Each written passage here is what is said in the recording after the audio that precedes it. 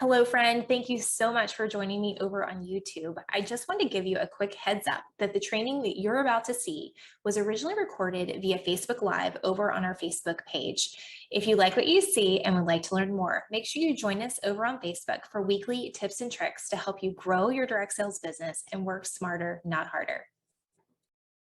Okay, so let's dig in, you guys. So fall is literally, if you haven't looked up or looked at your calendar, fall is literally staring us in the face.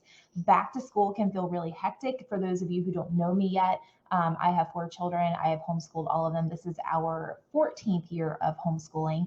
And we are sending one of our kiddos off to college this week. We're also starting back with our other three. I've got one kiddo heading into high school for the first time. And we do a co-op 2 days a week. So we've had orientations, we've had all sorts of other stuff. I've got one kiddo that's going to the co-op that has never done it before. So there's just been a whole lot of chaos in my world. And I felt like all kind of balled up about it because I'm having to help them get their schedule together, make sure we have all the right textbooks, make sure they have their calendars put together. It's just a lot to think about. And meanwhile, manage a business, manage a home, like show up. Oh, and we've got a fox, like we have, for those of you who know me, we have chickens, and we love our chickens. They're fat, like backyard eggs are like the best thing ever. And we have a fox that is trying to get our chickens. And so now we're having to figure out how do we get this fox to move on to something else because we don't want it to mess with our chickens. So it's just chaos, right? There's always something. And so last week during our live, I challenged you guys to evaluate your time. That was one of the things I challenged you to do. And I would honestly love to know how many of you that caught the live last week have done that. How did you evaluate your time? And then what did you do about it? Okay. And today I want to walk through 4 ways that you can tame your time. So you should have evaluated it. Now let's work on taming it because you probably, like me, feel like it's a little bit out of control right now. And again, lots of conversations with our squad members, our coaching clients, things like that are saying the same thing. It's like, I don't know what I'm supposed to do.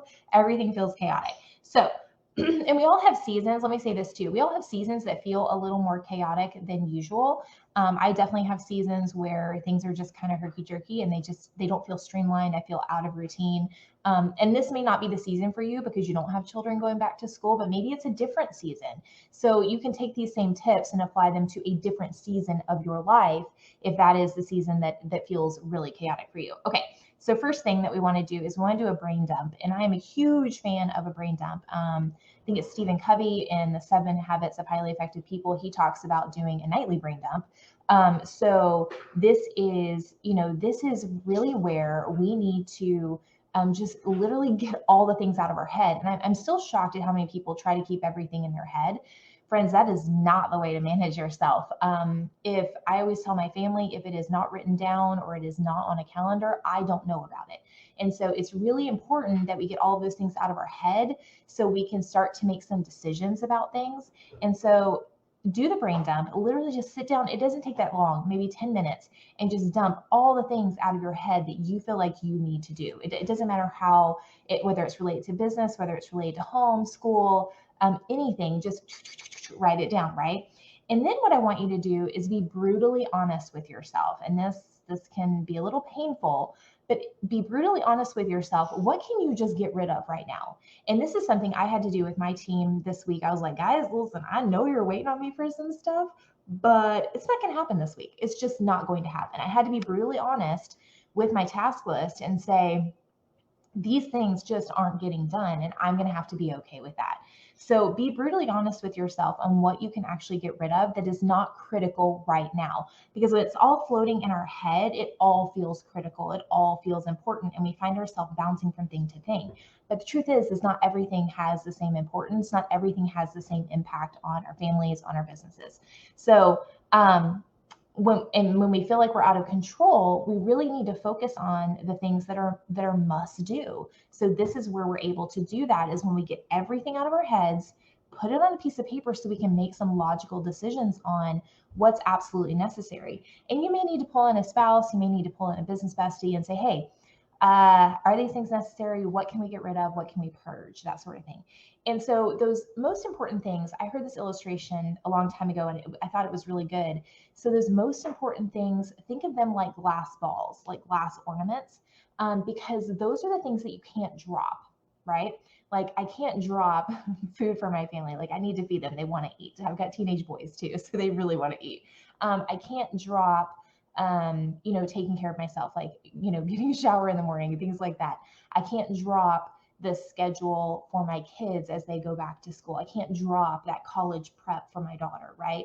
But there are other things. There are other things that we're working on creating, things we're doing on the back end that I can drop. I can drop those because those, we're going to call those plastic balls. They're just going to bounce, right? They're not going to break if we drop them. So what are those things on your list that are plastic balls that you can just let drop right now? Like they're not 100% necessary. And I don't mean drop them forever. I mean just temporarily, maybe for a week, maybe for 10 days or 2 weeks until you get out of this season of chaos. But if we only focus on, if we really focus on those glass balls, those things that we can't drop, those are the things that are most likely going to move your business forward and keep your business running while you get through this season of chaos. Okay. Another thing is, when you're thinking about these, holding up these glass balls, are there arbitrary deadlines that you've set? Are there deadlines that just aren't actual deadlines? Okay, so that's another thing that I had to do this week, is say, okay, well, yeah, this was my goal, but this is not a realistic deadline based on everything else that's going on in my world, right? I just can't get to that. And so we had to have some conversations on changing deadlines. Okay, so it's not, these are important, but they're not glass balls and I need to move them. Or these are important, they're glass balls, but I can push them off for a day or so. Make sense? So make sure that you're checking those deadlines to see, are these actually realistic?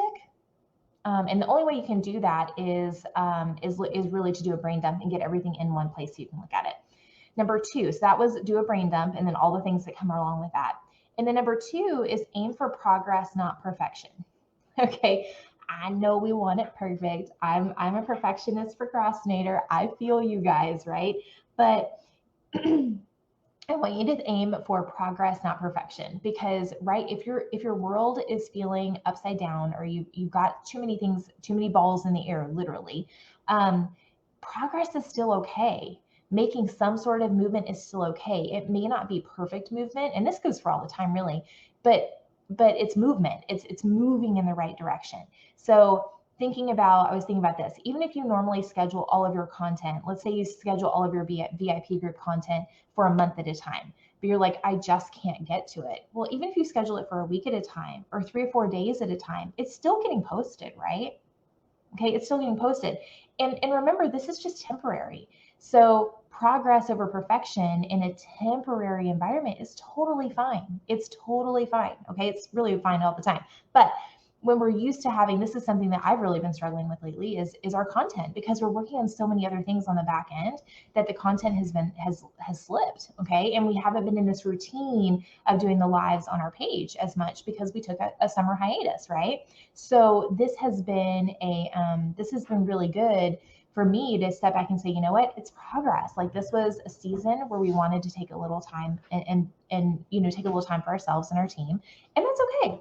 It's progress. It's not perfection, because truly it's never going to be perfect, right? So it's okay to do things a little later or a little more spread out, as long as it's just temporary. Okay, just keep that in mind, that this is just a temporary season. Okay, and again, everything doesn't have to be perfect all the time, or our idea of perfect. Number three, work in blocks instead of trying to multitask. So work in blocks of time instead of trying to multitask. And this is really helpful after you do that brain dump, because you can start to group things together. They're like, okay, well, these are very similar tasks. Let me go ahead and knock out this batch of tasks, all right? So even if you only have 1 hour, focus on one type of task instead of trying to knock out 72 little things that are floating around in your head.